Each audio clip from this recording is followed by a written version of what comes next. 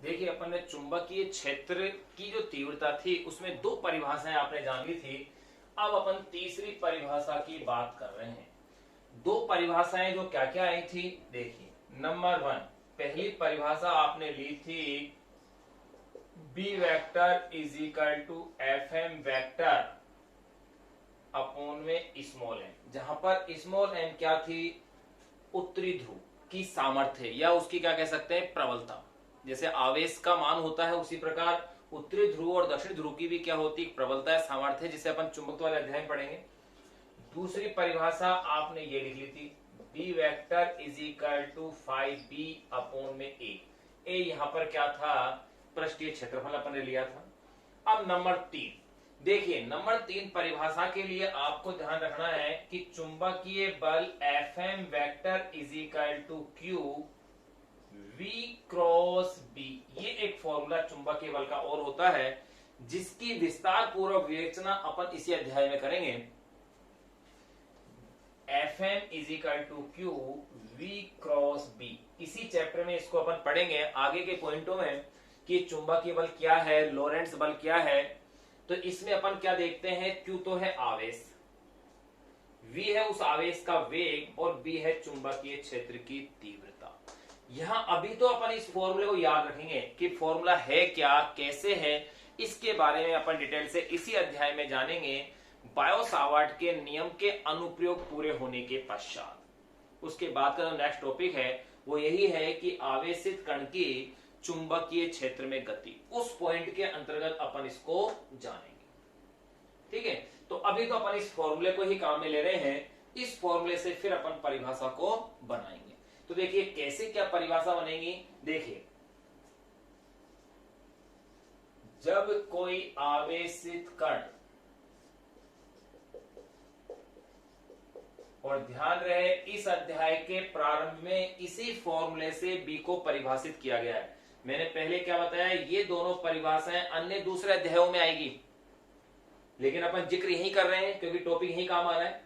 और ये वाली जो परिभाषा है वो इसी चैप्टर में है अपने पास। जो चुंबकीय क्षेत्र की तीव्रता की जो परिभाषा अपन को दी गई है वो इस चैप्टर में इस फॉर्मूले के आधार पर है। तो देखिए क्या है, जब कोई आवेशित कण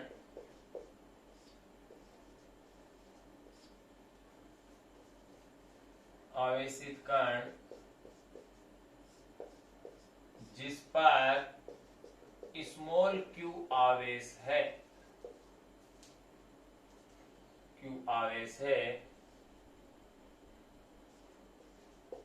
वी वेक्टर वेग से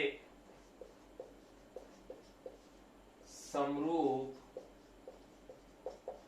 चुंबकीय क्षेत्र बी वेक्टर में थीटा कोण पर प्रवेशित होता है,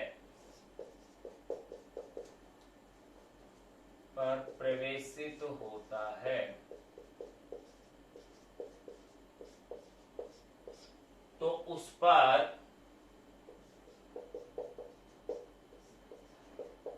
लगने वाला चुंबकीय बल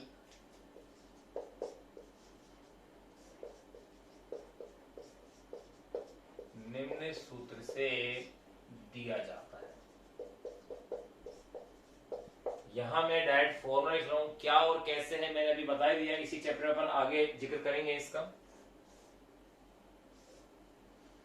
जब कोई आवेशित कण जिस पर स्मॉल क्यू आवेश है, स्मॉल वी वेक्टर वेग से समरूप चुंबकीय क्षेत्र बी वेक्टर में थीटा कोण पर प्रवेशित होता है, तो उस पर लगने वाला चुंबकीय बल निम्न सूत्र से दिया जाता है।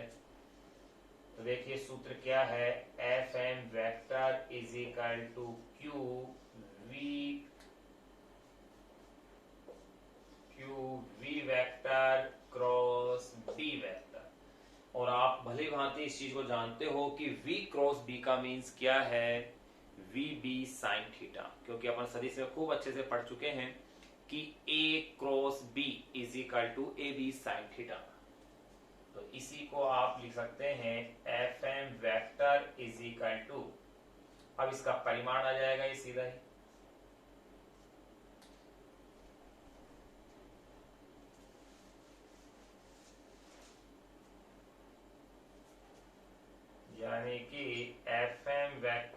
Equal to Q V B sine theta N cap. बिल्कुल ऐसा लिखा जा सकता है। यहाँ एन कैप ऐसा एकांक सदिश है जो ये बताता है कि इस बल की दिशा v और b के क्या है, लंबवत है। v और b के हमेशा क्या होगी, लंबवत होगी। वेग v और चुंबकीय क्षेत्र b दोनों की दिशा के लंबवत इस बल की दिशा होगी। और अगर आप इस बल का अगर परिमाण देखें तो ये है Q V B sine theta. अब देखिएगा आप इसी से मुझे किसको परिभाषित करना है, b को। तो b is equal to F M जो अपने पास था इसका मैं परिमाण देख रहा हूं अपॉन में क्यू वी साइन थीटा। ये स्थिति आ गई कि नहीं आ गई। अगर ये फॉर्मूला है तो अब देखिए, अब मैं इसको परिभाषित करूंगा। यदि Q is equal to 1 coulomb, V is equal to 1 metre प्रति सेकेंड और theta is equal to 90 degree हो तो बताइए B इज इक्वल टू क्या होगा, बल Fm का मॉडुलस, यानी कि बल Fm का क्या आ जाएगा, आपके पास परिमाण आ जाएगा। बिल्कुल।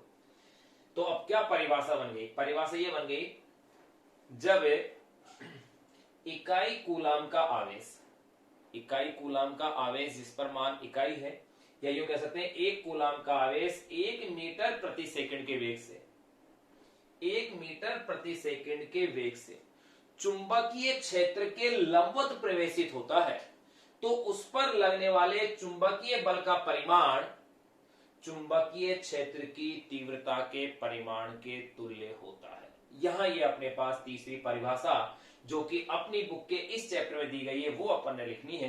तो यहां अपने पास ये चीज समझ में आ गई है। तो अब देखिए अपन उस परिभाषा को लिख लेते हैं।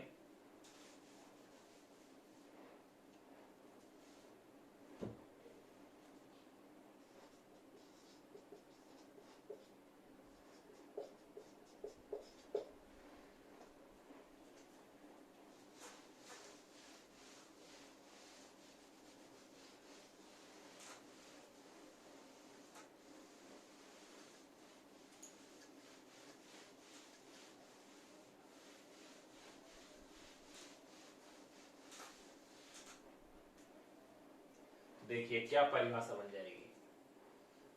अतः एक कूलाम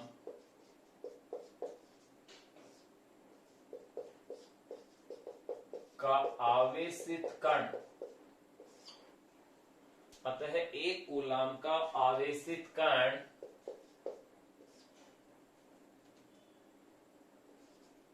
1 मीटर प्रति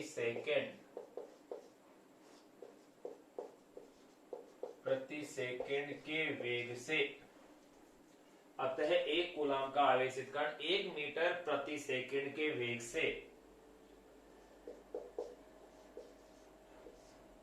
किसी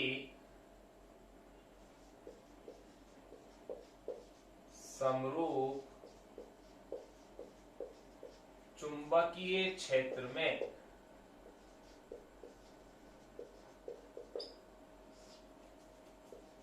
लंबवत प्रवेशित होता है।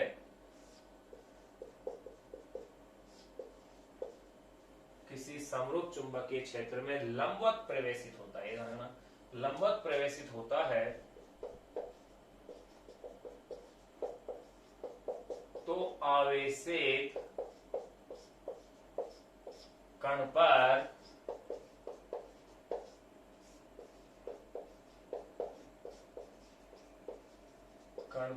लगने वाले चुंबकीय बल का परिमाण, तो आवेशित कण पर लगने वाले चुंबकीय बल का परिमाण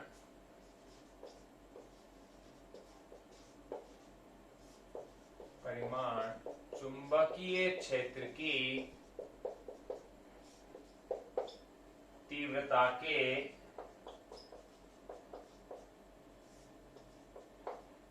परिमाण के तुल्य होता है। ये आपके पास तीनों चुंबकीय क्षेत्र की तीव्रता की परिभाषाएं अपन ने लिख दी है।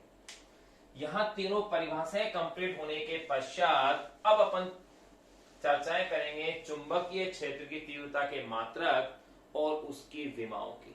चुंबकीय क्षेत्र की तीव्रता को मैंने ये भी बताया था, इसे चुंबकीय प्रेरण सदिश या इसे चुंबकीय फ्लक्स घनत्व भी कहते हैं, ये भी अपन लिख चुके थे। अब देखिए, अब अपन बात करेंगे इसके मात्रक और विमा की।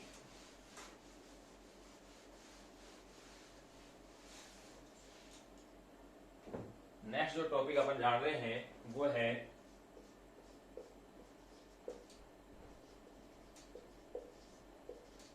चुंबकीय क्षेत्र की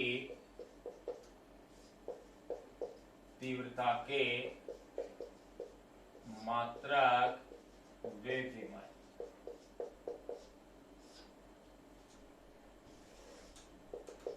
चुंबकीय क्षेत्र तीव्रता के मात्रक व विमाएं। पहले अपन चर्चाएं करते हैं मात्रक की।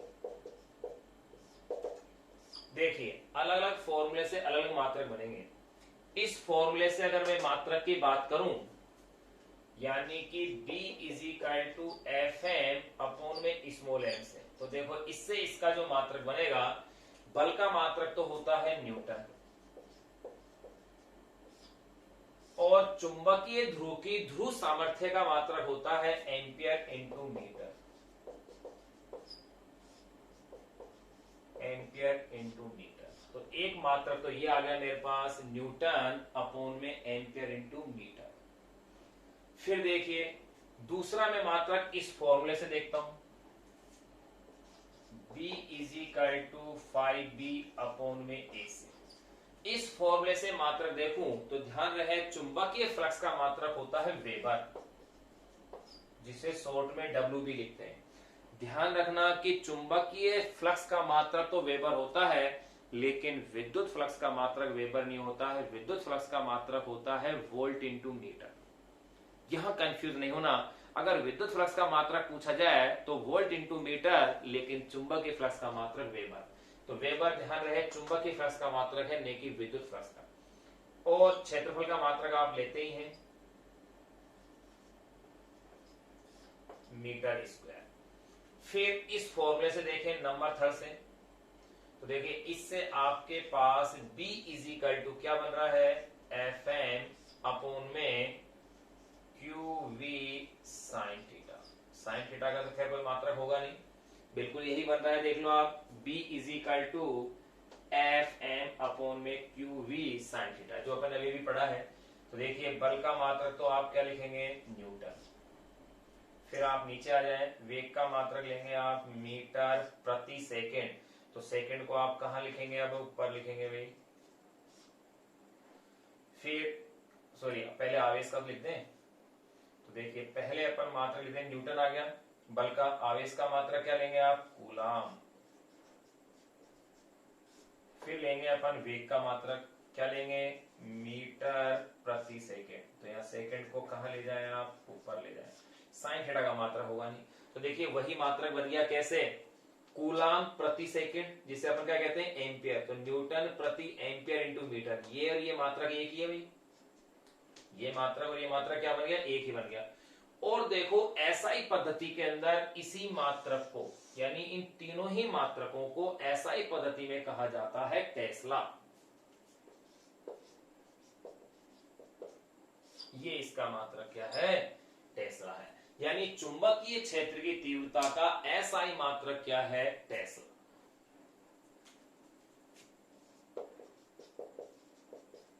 एसआई मात्रक क्या है, टेस्ला। तो आप यो कह सकते हैं एक टेस्ला का मतलब क्या है, एक न्यूटन प्रति एम्पियर इंटू मीटर। एक टेस्ला का मतलब है एक वेबर प्रति मीटर स्क्वायर। एक टेस्ला का मतलब है एक न्यूटन सेकेंड अपॉन में कूलाम इंटू मीटर। ये सब एक टेस्ला के बराबर है, तो इसको आप एक साथ लिख सकते हैं। इसलिए देखिए एक टेस्ला इज इक्वल टू क्या क्या बन गया है, एक न्यूटन अपॉन में ampere into metre is equal to एक वेबर प्रति metre square is equal to 1 newton second upon में कूलाम इंटू मीटर, ये सब है 1 टेस्ला के इक्वल है अपने पास। अब देखिए ये सब 1 टेस्ला के इक्वल है, ये है एसआई मात्रक की बातें करें। सीजीएस पद्धति के अंदर चुंबकीय क्षेत्र की तीव्रता का मात्रक होता है गाउस, और 1 गाउस इक्वल होता है वेबर के स्थान पर सीजीएस में जो मात्रक होता है वो होता है मैक्सवेल, और मीटर स्क्वायर जगह क्या आ जाएगा सेंटीमीटर स्क्वायर। आप इनको भी चेंज कर सकते हो चाहो तो, करंट को कूलाम को सीजीएस के रूप में, लेकिन इससे चेंज करना अपने लिए क्या रहेगा आसान रहेगा। तो देखिए आपने क्या जान लिया कि चुंबकीय क्षेत्र की तीव्रता के मात्रक और विमाओं की अपन चर्चाएं कर रहे थे। तो इन 3 फॉर्मूलों से, जो 3 फॉर्मूले हैं नंबर A1, A2 और नंबर A3, इन तीनों फॉर्मूलों से 3 मात्रक आए और इन सबको क्या कहते हैं अपन टेस्ला बोलते हैं। तो यहाँ चुंबकीय क्षेत्र तीव्रता का मात्रक क्या हुआ टेस्ला, और 1 टेस्ला का मींस क्या है, यहाँ अपने पास ये सारा कुछ आ गया है। अब अपन बात करेंगे इसकी सीजीएस पद्धति में। ये तो ऐसा ही मात्रक हुआ भाई, चुंबकीय क्षेत्र तीव्रता के मात्रक और विमाओं में नंबर ए अपन पहले किसकी बात कर रहे हैं मात्रक की, जिसमें ऐसा ही मात्रक ये हो गया। फिर अब अपन बात कर लें इसकी सीजीएस मात्रक की।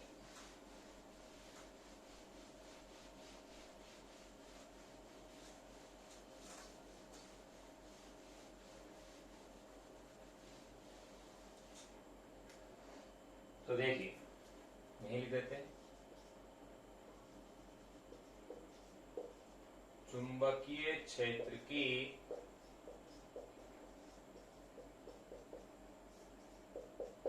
तीव्रता का सीजीएस मात्रक गाउस होता है। चुंबकीय तीव्रता का सीजीएस मात्रक क्या है गाउस। अब देखिए इनमें रिलेशंस क्या है। अगर ये चेंज किया जाए कि 1 गाउस, गाउस को मैं कैपिटल जी से रिप्रेजेंट कर रहा हूं, 1 गाउस का मतलब है 1 वेबर जो था उस वेबर के स्थान पर लिखा जाएगा मैक्सवेल, क्योंकि चुंबकीय फ्लक्स का सीजीएस पद्धति में मात्रक होता है मैक्सवेल और एसआई पद्धति में मात्रक होता है वेबर, और क्षेत्रफल का मात्रक सीजीएस में होता है सेंटीमीटर स्क्वायर, जबकि एसआई में क्या था मीटर स्क्वायर। अब इसे मैं चेंज कर रहा हूं, देखो तो मात्रक गाउस होता है। तो 1 गाउस, यहाँ कैपिटल जी का मतलब क्या है गाउस। तो देखिए 1 मैक्सवेल में होते हैं 10 की घात -8 टेस्ला, सॉरी 10 की घात -8 वेबर। ध्यान रहे 1 मैक्सवेल में 10 की घात -8 क्या है वेबर है, और 1 सेंटीमीटर स्क्वायर में होते हैं 10 की घात -4 मीटर स्क्वायर। अब आप इसे सोल्व कीजिएगा तो ये रह गए हैं 10⁻⁴ वेबर प्रति मीटर स्क्वायर, और इस वेबर प्रति मीटर स्क्वायर को ही कहा जाता है टेस्ला, यानी कि ये हो गया है 10⁻⁴ टेस्ला। टेस्ला को अपन रिप्रेजेंट कर रहे हैं कैपिटल टी से, तो आप यूं कह सकते हो 1 गाउस का मीन्स 10⁻⁴ टेस्ला, ऐसे आप कह दीजिए, या यूं कह सकते हो 1 tesla is equal to 10⁻⁴ Gauss.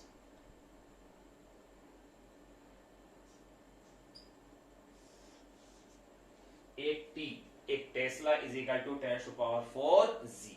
यहां अपने पास इसके सीजीएस मात्रक की भी चर्चाएं हो गई है और एसआई मात्रक की भी, और इन मात्रकों में संबंध भी निकाल लिया। अब अपन ज्ञात करेंगे इसकी विमा। नंबर ए पॉइंट था मात्रक, जो अपन ने पूर्ण हो गया। अब अपन बात करेंगे नंबर बी पॉइंट विमा की।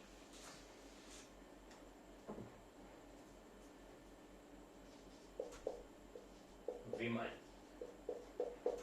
कि चुंबकीय क्षेत्र की विमाएं क्या होंगी, देखो किसी भी फॉर्मूले से निकाल सकते हो आप, जहां जिससे आपके लिए आसान हो उससे। कैसे, देखो अगर चुंबकीय फ्लक्स की विमा हो पता हो तो इसको काम में लें, ध्रुव सामर्थ्य की विमा पता हो तो इसको भी काम में ले सकते हैं। इसमें क्या आ रहा है बल बटे एम्पियर इंटू मीटर, बिल्कुल आसान हो गया। क्योंकि धारा की विमा तो हमको पता है कि मूल राशि है धारा, तो A1 हो जाएगी, और मीटर यानी लंबाई उसकी विमा भी क्या हो जाएगी, मीटर यानी L1। तो इससे विमा निकालनी आसान है। तो देखिए V is equal to F M upon में स्मॉल एन से B की विमा, बल की विमा तो क्या है M1 L1 T-2।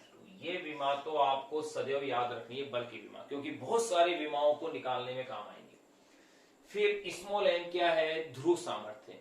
ध्रुव सामर्थ्य का मात्रक क्या बताया मैंने, एम्पियर इंटू मीटर, यानी कि धारा की विमा A1 और मीटर लंबाई की विमा L1। तो देखिए विमा क्या बन गई है आपके पास M1, फिर L की तो जीरो हो गई है भैया आपके पास, बिल्कुल जीरो हो गई है, L1 कैंसिल आउट है, और T-2 हो गई है, और A-1। ये अपने पास चुंबकीय क्षेत्र की तीव्रता की विमा आ गई है। इसी विमा को आप दूसरे फॉर्मूले से निकाल दे सकते हो। इससे देखें आप, इससे भी वही विमा आएगी, आप निकाल के देखेंगे तो, क्योंकि मात्रक वही आ रहा था। ये अपन ने चुंबकीय क्षेत्र की तीव्रता के मात्रक और विमाओं की भी अपन ने चर्चा कर ली। अब अपन बात करेंगे मोस्ट इंपोर्टेंट टॉपिक, बायो-सावर्ट का नियम। बायो-सावर्ट नियम है, इसके अपने कोर्स में अनुप्रयोग भी दे रखे हैं। सीमित लंबाई के तार के कारण चुंबकीय क्षेत्र का मान ज्ञात करना, और धारावाही कुंडली के कारण उसके केंद्र और उसकी अक्ष पर स्थित किसी बिंदु पर चुंबकीय क्षेत्र की तीव्रता ज्ञात करना। ये अपने पास अब इंपॉर्टेंट टॉपिक है, जिसकी अच्छी डेरिवेशंस अपने दी हुई है। अब उसकी अपन चर्चाएं करते हैं। यहां अपन ने चुंबकीय क्षेत्र की तीव्रता की तीनों परिभाषाओं को जानने का प्रयास किया है। तीनों के आधार पर मात्रक और विमाएं भी अपन ने निकाली है।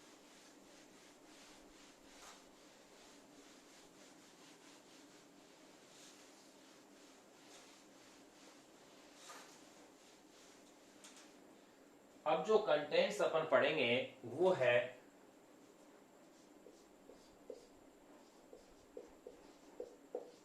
बायो-सावर्ट नियम।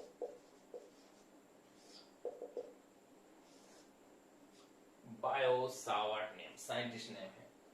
देखो एनसीईआरटी की जो बुक है उसमें बायो-सावर्ट नियम बाद में दिया हुआ है, पहले दिया हुआ है चुंबकीय क्षेत्र में आवेशित कण की गति, और अपने राजस्थान बोर्ड की बुक में इसे पहले दिया हुआ है, तो इसलिए अपन पहले उसी बुक के अकॉर्डिंग अपन इसे पढ़ रहे हैं राजस्थान बोर्ड की। तो देखो बायो-सावर्ट का नियम है क्या, ओरस्टेड ने अपने प्रयोग से तो ये बताया कि जो चुंबकीय क्षेत्र है, जब धारा प्रवाहित होती है चालक में तो चुंबकीय क्षेत्र उत्पन्न हो रहा है। बायो-सावर्ट ने यह बताया कि उस चुंबकीय क्षेत्र का मान क्या होगा, उसका परिमाण क्या होगा, यह बायो-सावर्ट ने बताया। उन्होंने ये कहा कि जब किसी धारावाही चालक में धारा प्रवाहित होती है तो उस धारावाही चालक के अल्पांश के कारण किसी बिंदु पर उत्पन्न चुंबकीय क्षेत्र किस किस राशि पर निर्भर करता है, ये बायो-सावर्ट ने कहा। उसने क्या कहा कि इसमें अगर धारा स्मॉल आई मान की प्रवाहित है तो उत्पन्न चुंबकीय क्षेत्र इस चालक के में प्रवाहित धारा के समानुपाती होगा। ये चीज अपन ने प्रयोग में भी देखी थी ओरस्टेड के में। उसके अल्पांश की लंबाई के समानुपाती होगा। जो अभिष्ट बिंदु ले रहे हैं, कोई भी बिंदु P है, उस अभिष्ट बिंदु का अल्पांश के साथ, ये जो स्थिति सदिश है, इसके साथ अभिष्ट बिंदु के साथ जो कोण बन रहा था, उस कोण की जा का मतलब साइन के समानुपाती होता है, और दूरी के वर्ग के क्या होता है, व्युत्क्रमानुपाती होता है। तो देखिए ये मैं क्या ले लेता हूं, कोई चालक ले लेता हूं। मैंने मान लिया कोई एक चालक है मेरे पास X और ये Y। इसके अंदर या इसमें स्मॉल आई मान की धारा क्या हो रही है, प्रवाहित हो रही है। ये कोई चालक मेरे पास XY है जिसमें स्मॉल आई मान की धारा प्रवाहित हो रही है। अब ये तो अपन पढ़ ही चुके हैं कि जब इस चालक में, इस धारावाही चालक में कोई धारा प्रवाहित होगी तो इसके कारण इसके चारों ओर चुंबकीय क्षेत्र उत्पन्न होगा। उस चुंबकीय क्षेत्र का परिमाण क्या है, उसके लिए बायो-सावर्ट ने क्या कहा, इसके लिए जैसे मान लिया कोई बिंदु P है जहां पर कि मुझे चुंबकीय क्षेत्र का मान ज्ञात करना है। ये कोई बिंदु क्या है मेरे पास, P दिया हुआ है, जहां पर मुझे चुंबकीय क्षेत्र का मान ज्ञात करना है। इसके लिए यहां एक छोटे से अल्पांश की क्या करते हैं, कल्पना कर लेते हैं। ये एक छोटा सा अल्पांश है जिसकी लंबाई क्या दी गई है भाई, dl दी गई है। ये यहां पर इसकी स्थिति है स्मॉल r, यानी अल्पांश से बिंदु P की स्थिति क्या दी हुई है, स्मॉल r दी हुई है। ये कोण यहां पर बनने वाला ये कोण है भाई थीटा है। अब देखिए भाई, चुंबकीय क्षेत्र एक सदिश राशि है और इसका मान क्या होता है, इस चुंबकीय क्षेत्र की दिशा क्या होगी ये अपन ने जाननी है कि इसकी दिशा क्या होगी। तो देखिए इसके लिए दाहिने हाथ का नियम है, स्क्रू का नियम है, कई नियम है जो कि अपन बायो सावर्ट के नियम के बाद उनकी चर्चाएं करेंगे। पहले अपन जान ले दाहिने हाथ का नियम है क्या, दाहिने हाथ के अंगूठे का नियम क्या है। वो नियम ये है, लिखेंगे अपन इसे बाद में, पहले जान रहे हैं। ये कोई धारावाही चालक है मेरे पास, इस धारावाही चालक को मैं दाहिने हाथ से इस प्रकार पकड़ रहा हूं। ये नियम ये कहता है कि अंगूठे की दिशा में अगर धारा का प्रवाह हो रहा है तो ये मुड़ी हुई अंगुलियां चुंबकीय क्षेत्र की दिशा को दर्शाती है। जैसे धारा का प्रवाह यूं है तो चुंबकीय क्षेत्र की दिशा यूं होगी, क्लॉकवाइज, सॉरी एंटी क्लॉकवाइज, अगर धारा की प्रवाह अंगूठे की दिशा में।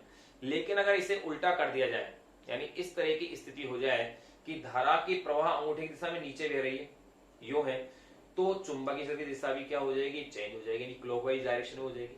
और इसमें क्या हो रही थी, एंटी क्लॉकवाइज, मुड़ी हुई अंगुलियों की दिशा में होंगी। अब देखो चुंबकीय क्षेत्र को अपन दो प्रकार से दर्शाते हैं। लंबवत स्थिति होती है, अगर चुंबकीय क्षेत्र कागज के तल के लंबवत, ध्यान रहे मैं आपके लिए कागज शब्द ही काम में लूंगा क्योंकि आपको तो कॉपी भी लिखना है एग्जाम के अंदर।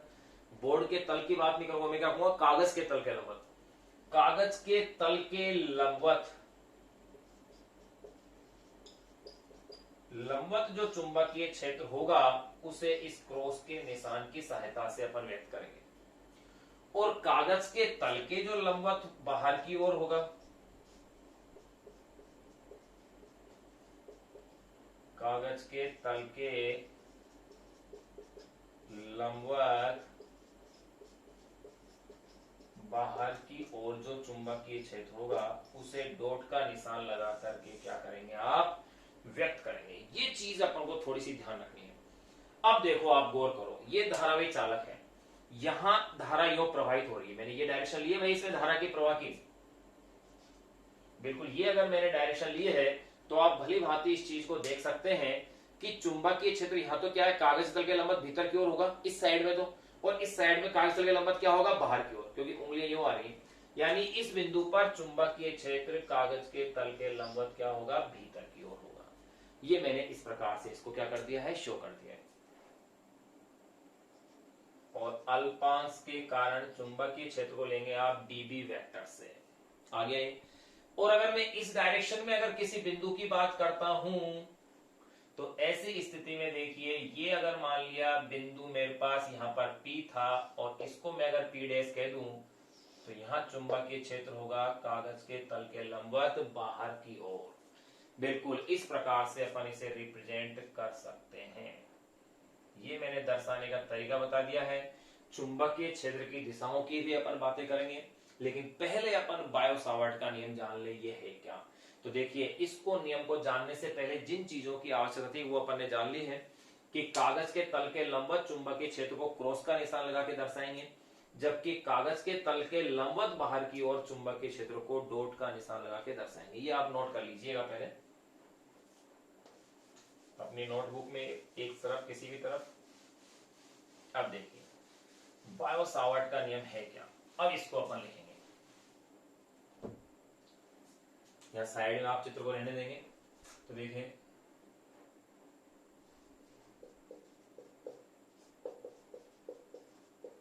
बायो सावर्ट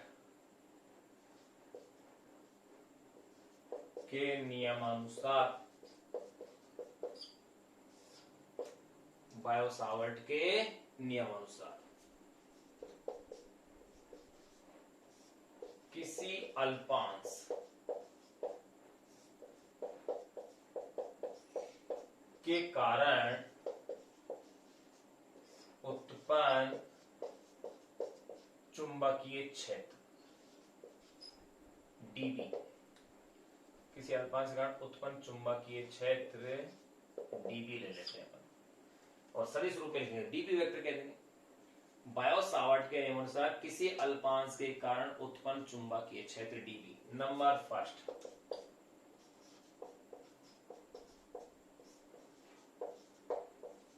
चालक में प्रवाहित धारा के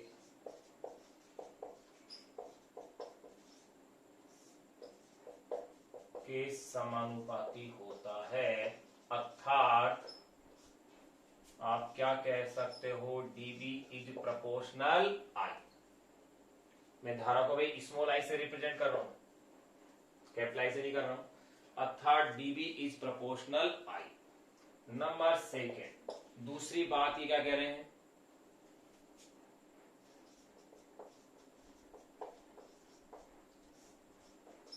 अल्पांश की लंबाई के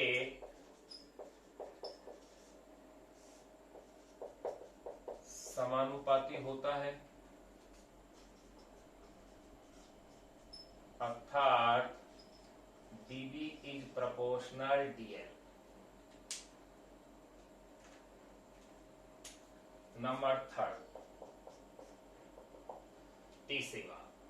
तीसरी बात मैं क्या देख रहा हूं कि ये जो कोण थीटा है इसकी जाके क्या है, समानुपाती है, यानी कि अल्पांश के मध्य बिंदु को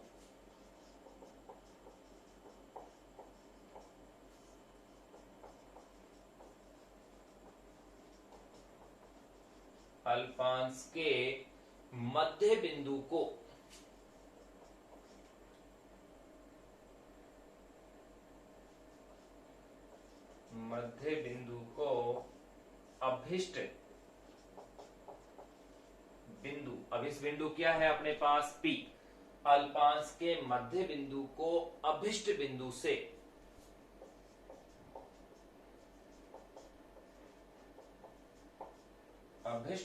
से मिलाने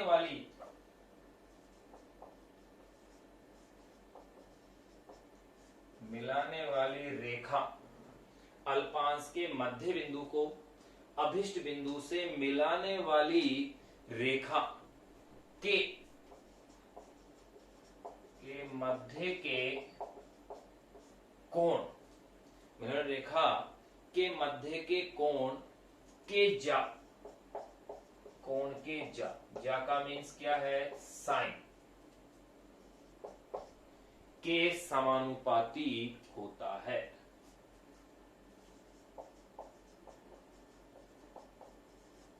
के समानुपाती होता है, अर्थात dB is proportional sine theta. ये अपने पास तीन निर्भरताएं अपन ने जान ली है। चौथी और लास्ट ये कहते हैं, तो चौथी को ऊपर लिख लेते हैं,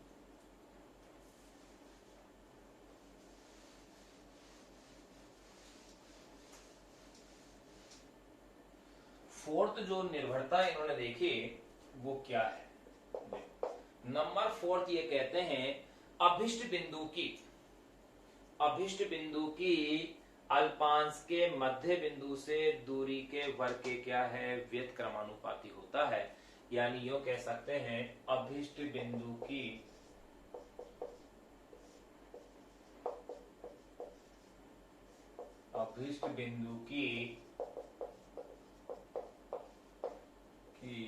अल्पांश के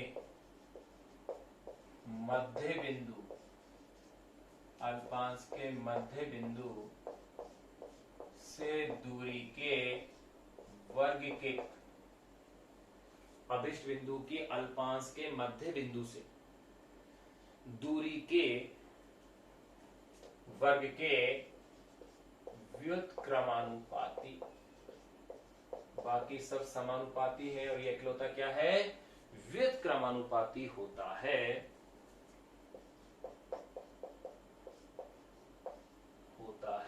अर्थात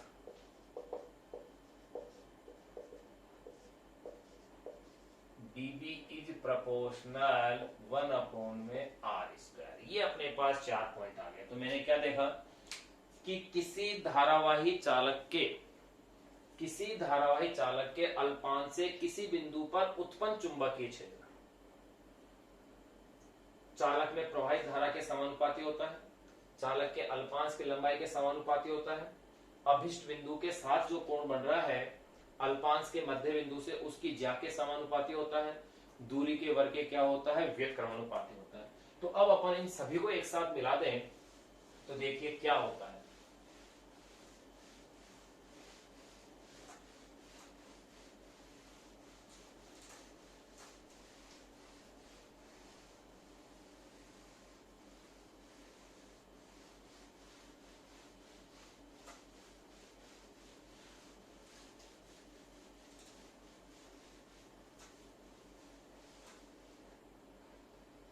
देखिए अतः यो कह सकते हो अल्पांश के कारण चुंबकीय क्षेत्र जो dB था वो उसमें प्रवाहित धारा के समानुपाती था, अल्पांश की लंबाई dl के समानुपाती था, कोण थीटा की ज्या के समानुपाती था और दूरी के वर्ग के क्या था व्युत्क्रमानुपाती था। बिल्कुल यही था। अब अपन इस पर जो ग्राफ की अगर बातें करें तो देखिए ग्राफ कैसे बनेंगे। अगर आप dB में और I में अगर ग्राफ देखें तो आप देखेंगे ये इसके डायरेक्टली प्रोपोर्शनल है, तो इसमें जो ग्राफ आएगा वो एक स्ट्रेट लाइन एक सरल रेखा के रूप में आएगी। फिर अगर आप दूसरा ग्राफ देखें, अगर मैं चुंबक अल्पांश के कारण चुंबक क्षेत्र dB और अल्पांश की लंबाई dl के साथ ग्राफ को देखूं तो ये ग्राफ भी एक स्ट्रेट लाइन आएगी। और तीसरा अगर मैं ग्राफ देखता हूं, इस अक्ष पर मैं कोण थीटा को ले लूं और इस अक्ष पर मैं चुंबकीय क्षेत्र dB को ले लूं, तब देखिएगा ग्राफ कैसा आएगा। अब यहां आप गौर कीजिए कि थीटा के साथ कैसे ये वेरी कर रहा है, कैसे ये चेंज हो रहा है, तो वहां चीज अपने पास ध्यान देने की है। देखिए अगर थीटा का मान 0 देखना, साइन थीटा नहीं ले रहा हूं मैं यहां एक्स अक्ष पर, साइन थीटा के समानुपाती है, मैं यहां क्या लिया हूं एक्स अक्ष पर थीटा को लिया हूं। तो थीटा के मान में अगर परिवर्तन करता हूं तो उसके अनुसार साइन में कैसे चेंज आता है, जो साइन में चेंज आएगा उसी अकॉर्डिंग किसमें चेंज आएगा dB में। तो देखिए अगर मैं थीटा का मान 0 डिग्री लेता हूं तो साइन 0 का मान क्या होता है 0, यानी कि जब थीटा 0 तो चुंबकीय क्षेत्र का मान भी वहां 0 है, यही आ रही है। अब मैं जैसे थीटा की वैल्यू को बढ़ाऊंगा और थीटा की वैल्यू बढ़ाते बढ़ाते जब 90 डिग्री हो जाएगा तो आप लोग गौर कीजिए कि साइन 90 की वैल्यू 1 होती है और चुंबकीय क्षेत्र का मान उस स्थिति में क्या होगा मैक्सिमम, क्योंकि थीटा के लिए साइन थीटा का मैक्सिमम मान 1 होता है, तो मैक्सिमम हो गया। उसके बाद अगर मैं थीटा की वैल्यू और बढ़ाता हूं तो फिर मैं क्या देखता हूं कि साइन थीटा का मान घटना शुरू हो जाता है और 180 डिग्री पर वापस से क्या हो जाएगा 0, यानी कि dB और थीटा के मध्य इस स्थिति में ग्राफ एक परवलय के रूप में बनेगा। इस तरह से ये ग्राफ आएगा।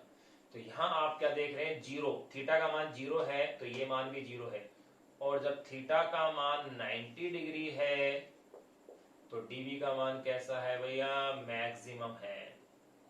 dB की वैल्यू कैसी आएगी, dB मैक्सिमम होगा। और जब थीटा की वैल्यू कितनी आ जाए यहां 180 डिग्री,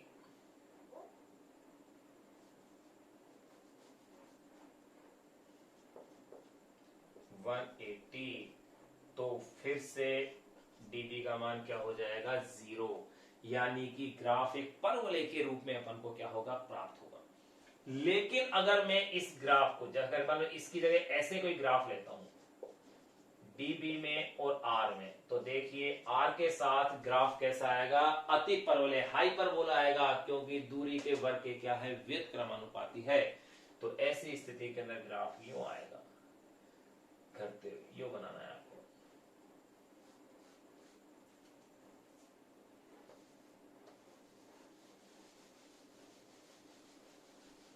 सिंपल ग्राफ जो कि आप कई बार बना चुके हो,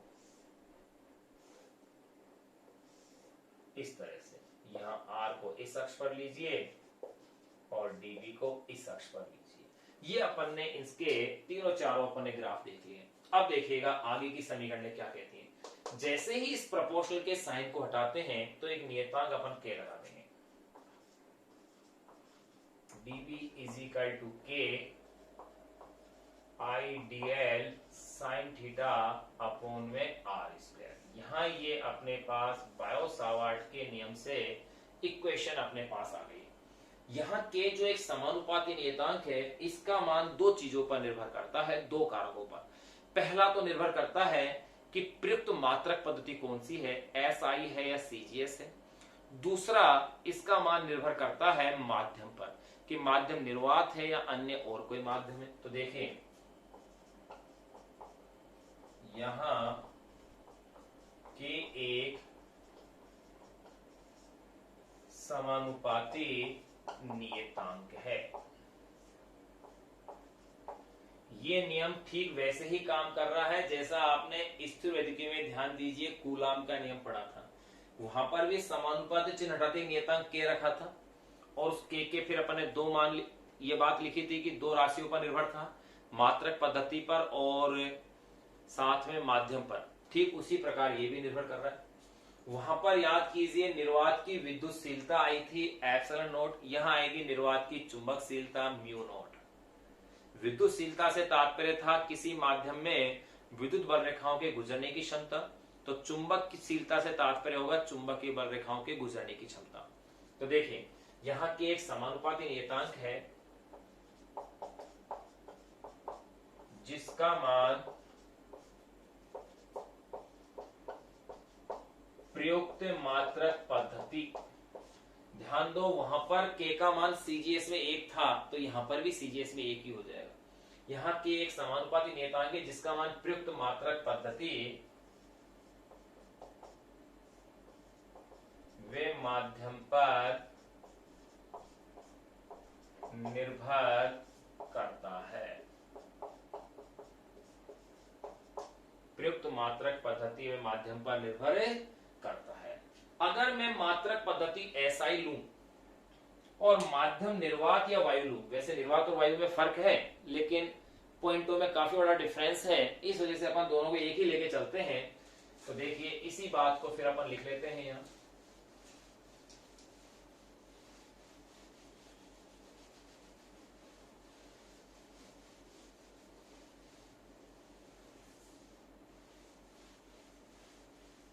तो मैंने क्या कहा, मात्रक पद्धति और माध्यम पर निर्भर करता है।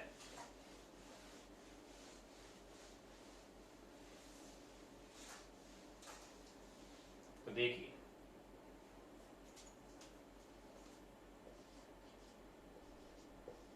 यदि माध्यम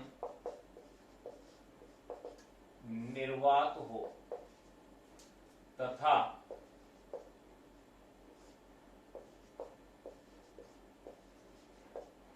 प्रयुक्त मात्रक पद्धति एसआई यानी सिस्टम इंटरनेशनल हो, तो ऐसी स्थिति में के की जो वैल्यू होती है वो होती है म्यू नॉट अपॉन में 4 पाई। ध्यान दीजिए वहां क्या लिखा था आपने, 1 अपॉन में 4 पाई एप्सिलॉन नॉट। साथ साथ कंपेयर करते जाइए, वहां पर आपने के या कप्पा की वैल्यू क्या लिखा था, 1 अपॉन में 4 पाई एप्सिलॉन नॉट। जहां एप्सिलॉन नॉट निर्वात की विद्युतशीलता थी और यहां म्यू नॉट होगी निर्वात की चुंबकशीलता। तो देखो हो तो K is equal to mu naught upon में 4 पाई होता है, जहां म्यू नॉट निर्वात की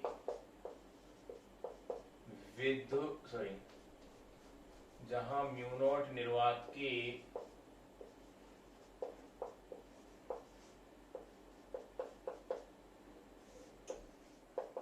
चुंबकशीलता है, जिसका मान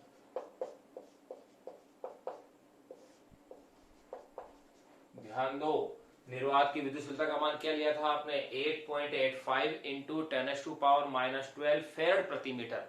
तो यहां इसका मान देखो, जिसका मान mu naught is equal to 4 pi into 10⁻⁻⁷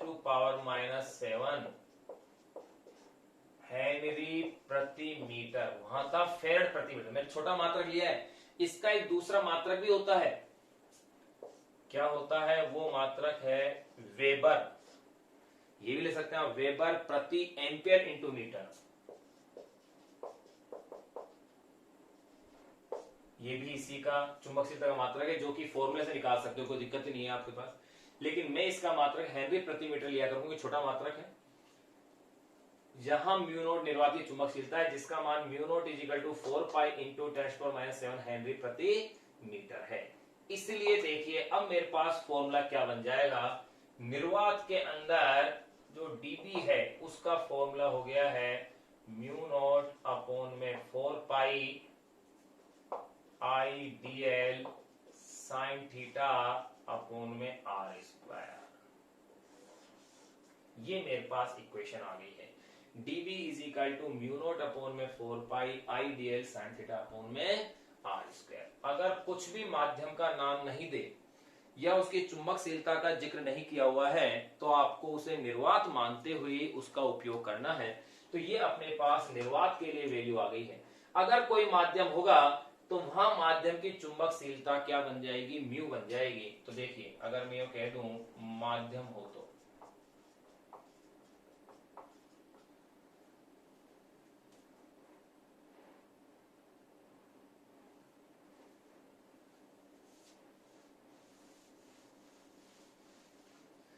तो देखिए ये तो निर्वात के लिए आया,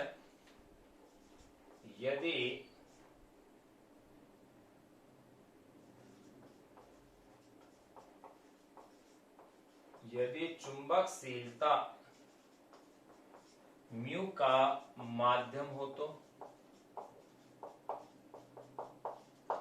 अगर चुंबकशीलता म्यू का माध्यम हो तो ऐसी स्थिति के अंदर तो देखिए dBm, m का मतलब किसी मीडियम के लिए ले रहा हूं मैं यहां m का मतलब, तो म्यू नोट के स्थान पर क्या लिखा जाएगा, म्यू अपॉन में 4 pi I D L sine theta upon में आर स्क्वायर। ये इक्वेशन इस रूप में बन जाएगी। और अब देखिए वही विद्युतशीलता की भांति अपन इसे कंपेयर करेंगे। कैसे कंपेयर करेंगे कि माध्यम की विद्युतशीलता म्यू माध्यम की चुंबकशीलता म्यू और निर्वात की चुंबकशीलता म्यू नॉट, इन दोनों के अनुपात को कहा जाता है आपेक्षिक चुंबकशीलता म्यू आर। तो देखिए चूंकि माध्यम की चुंबकशीलता म्यू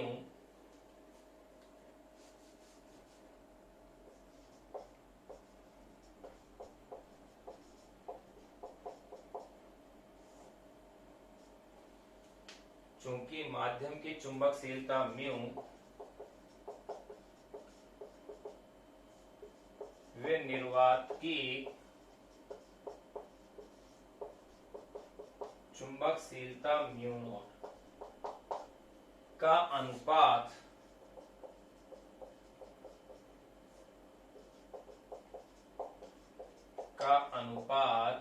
आपेक्षिक चुंबकशीलता। ये परिभाषाएं भी अपन पढ़ेंगे भाई, अगला जो चैप्टर होगा चैप्टर नंबर 8 पदार्थों के चुंबकीय गुण और चुंबकत्व, उसके अंतर्गत इन परिभाषाओं को वापस पढ़ेंगे अपन। क्योंकि माध्यम की चुंबकशीलता म्यू व निर्वात की चुंबकशीलता म्यू नॉट का अनुपात आपेक्षिक चुंबकशीलता म्यू आर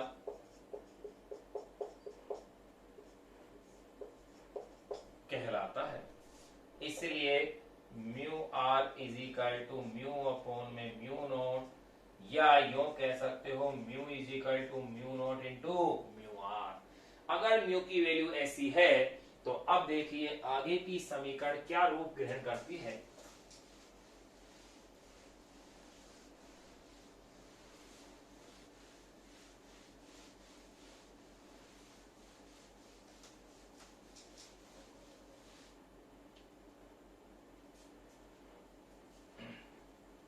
अतः dBm इज यहां म्यू के स्थान पर क्या लिखेंगे आप इसे अभी, mu naught into mu R upon में ये 4 पाई है ये पहले से, I D L sine theta upon में आर स्क्वायर। अब जरा गौर फरमाइए इसमें, यहां अगर म्यू आर को मैं छोड़ दूं तो म्यू आर के अलावा बची हुई पूरी राशि मेरे पास क्या है, डीबी है म्यू आर के अलावा। अर्थात यूं लिखा जा सकता है कि DB N is equal to mu R into DB, अर्थात किसी माध्यम में चुंबकीय क्षेत्र, निर्वात में चुंबकीय क्षेत्र का म्यू आर गुना होता है। ये आप पूरे ही चैप्टर में इस चीज को ध्यान रखना, क्योंकि बार बार बहुत सी जगह ये चीज काम आएगी कि किसी माध्यम में चुंबकीय क्षेत्र, निर्वात में चुंबकीय क्षेत्र का म्यू आर गुणा होता है। अब देखिए, अब अपन इसमें, ये तो अपने बायो सावर्ट का नियम जान लिया है, अब अपन इसमें जानते हैं बायो सावर्ट के नियम का सदिश रूप क्या है।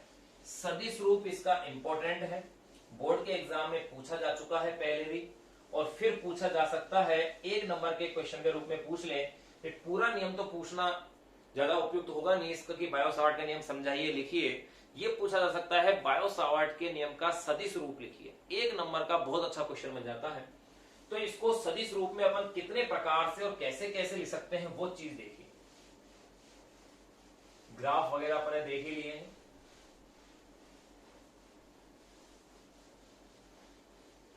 लेकिन सदिश रूप से पहले एक चीज और अपन लिख सकते हैं। अल्पांश के कारण चुंबकीय क्षेत्र जो मेरे पास आया था वो था डीबी इज इक्वल टू, कुछ नहीं कह रहे तो अपन निर्वात मानेंगे, DB is equal to mu naught upon में 4 pi I D L sine theta upon में आर स्क्वायर।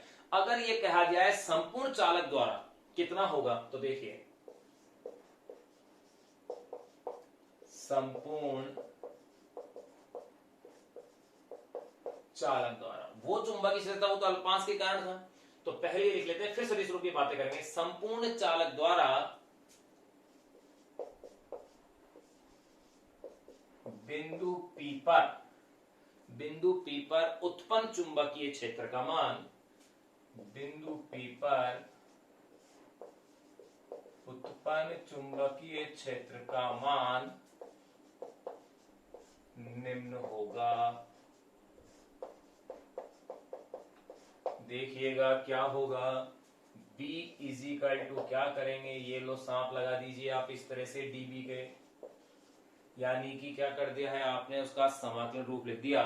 तो इसे आप लोग यूं लिख सकते हैं, B इज इक्वल टू समाकलन म्यू नोट अपॉन में 4 pi I D L sine theta upon में आर स्क्वायर, यूं अपन लिखेंगे। लेकिन आप इसे अगर सदिश रूप में अगर लिखते हैं तो आप इसे यूं भी लिख सकते हैं। देखो सदिश रूप अपन अभी पढ़ेंगे, पहले लिख रहे हैं, इसे आप लिख सकते हैं DL vector cross R cap, बिल्कुल कहा जा सकता है, ये इसका रूप होगा। ऐसे आप इसे लिख सकते हैं, B is equal to mu naught upon 4 pi I DL vector cross R cap upon में आर स्क्वायर। ध्यान रखना यहाँ आर कैप है, यहाँ आर स्क्वायर है। अब अपन बात करेंगे इसके सदिश रूप की।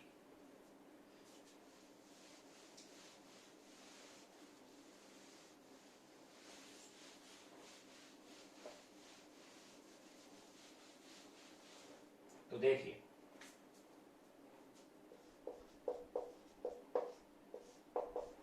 बायो सावर्ट नियम का